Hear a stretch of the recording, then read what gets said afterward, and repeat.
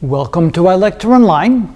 Now there are various ways in which we can try to figure out the size of a galaxy.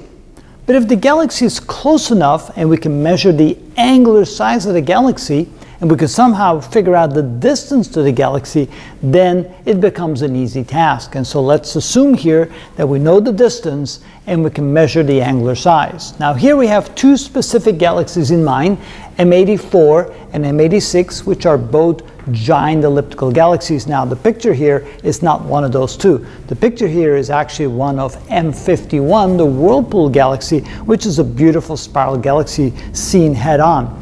So let's assume that we know the two galaxies. We can measure what we call the angular size. So the angular size of M84 is 5 arc minutes, and the angular size of M86 is about 7 arc minutes. So that's 5/60th of a degree and 7/60th of a degree essentially.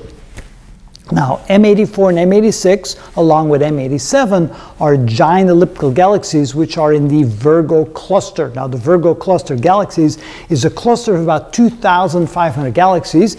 It's an enormous cluster, and gravitationally a lot of things are being pulled towards that cluster because it is indeed so large. Matter of fact, the Milky Way galaxy is also moving towards the cluster, even though it's 56 million light years away. So the Milky Way galaxy does feel the pull of the gravitational pull of the enormous cluster. All right, so let's try to figure out the actual size in light years for these two galaxies. So what we're going to do is we're going to use trigonometry. And for the trigonometry, we can say that the diameter, big D for diameter, is equal to the distance times the tangent of the ratio of 5 arc minutes to a degree. So it would be 5/60th of a degree, because you want to turn that into degrees if you want to measure it in degrees. So then you take your calculator, hopefully it's in degree mode. So you take 5 divided by 60, and then you take the now let me try it again. 5 divided by 60, that's it. And now we take the tangent of that, and we multiply that times the distance of 56 million. So times 56 million, and we get 81,000 light years. So this would be equal to the distance, that would be 56 million light years, times the tangent of 5/60. That's what an arc minute is. It's 5/60th of a degree. And so this becomes 81,000 light years across. So by this estimation, the size of the M84 in diameter is roughly the size of the Milky Way galaxy.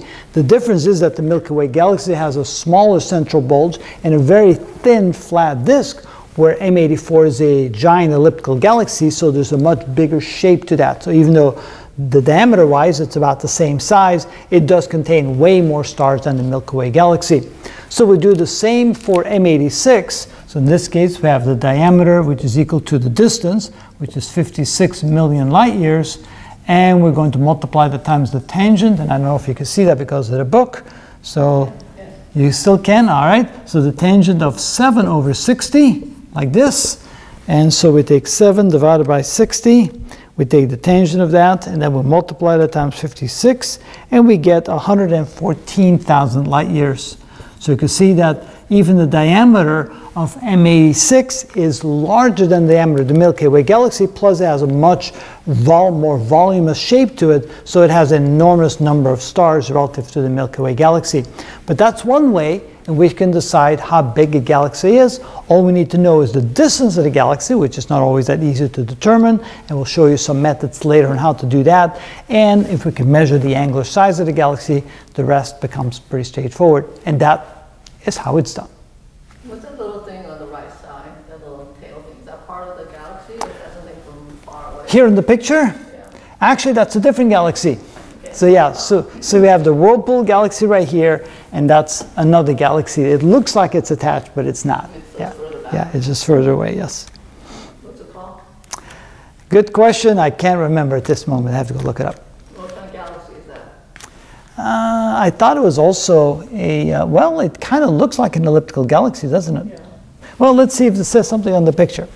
All right, so I can't tell. Oh, top right, NGC 5195. It's a dwarf companion. Yeah, it's actually a companion galaxy, so even though it's not part of the Whirlpool galaxy, it's a companion galaxy, which means that gravitationally it's probably circling around M51. Yeah, so it's gravitationally captured.